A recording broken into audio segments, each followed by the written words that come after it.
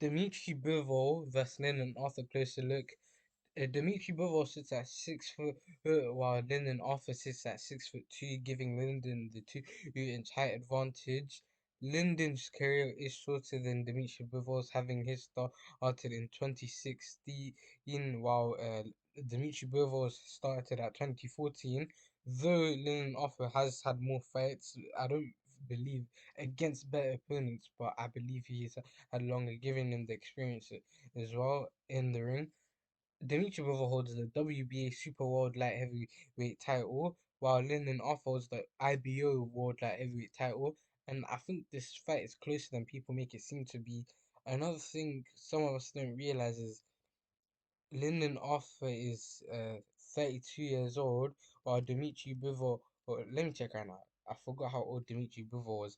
Dmitry Bivol is 33 years old, again making Lyndon Arthur the younger boxer. So I don't believe this fight's a cakewalk. I believe this fight is 50-50 really, because Lyndon Arthur also has more KO power than Dmitry Bivol does. So I don't know what everyone is expecting in this fight. In my opinion, this fight's either gonna end up in a draw, a Dmitry Bivol decision, or a Lyndon Arthur decision. In my opinion, it's too hard to decide. But in the last five fights, Dmitry Bivol, this is the part where I think Dmitry Bivol will have an advantage. He's fought better opponents. For example, fighting 44-0 Gilberto Ramirez, and taking his O by unanimous decision for the WBC Super World Light Heavyweight title. He beat Canelo Alvarez by decision 115, 113. Dave Mir, these are the scorecards, by the way: 115, 113, 115, 113, 115, 113, and that fight was close in my opinion. Then he fought Umar Salamov, and again the scorecard was 118, 110. Of the scorecard on the other judges were 118, 110, and 119, 109. And the other person he fought was Craig Richards, again on the scorecards: 115, 114, 115, 113, 118, 110. And the last fighter in his last five was again Gilberto Castillo Rivera.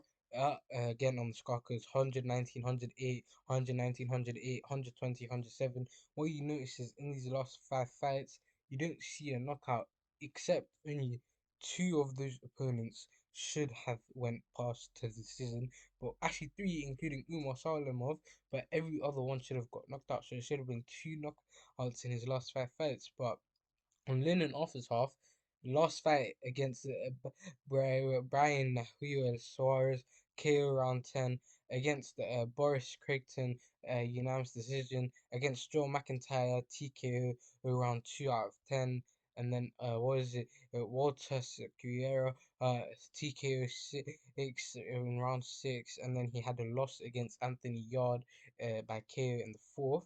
So what I think is Dimitri Bivol has the better chin, but Lyndon Arthur has the more knockout power, again, in my opinion.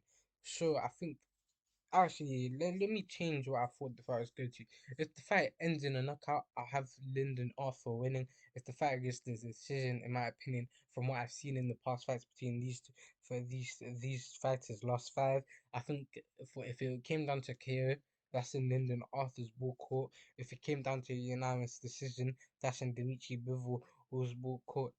But I still think a draw is very likely, and this fight is closer than many other people seem, because again, Lyndon Arthur is younger than him. Lyndon Arthur has more fights than him. Lyndon Arthur has more in-ring experience than him. So people, in my opinion, right now, Dimitri Bivol is an amazing fighter, but people are overhyping it too much, thinking it's a cakewalk. It's gonna be a cakewalk for Dimitri Bivol. It's not gonna be a cakewalk. The fight's probably gonna go to late stoppage or decision. Let me know what you guys think about this fight in the comments below. Anyways, guys, this is the Fight Talk, and I am out.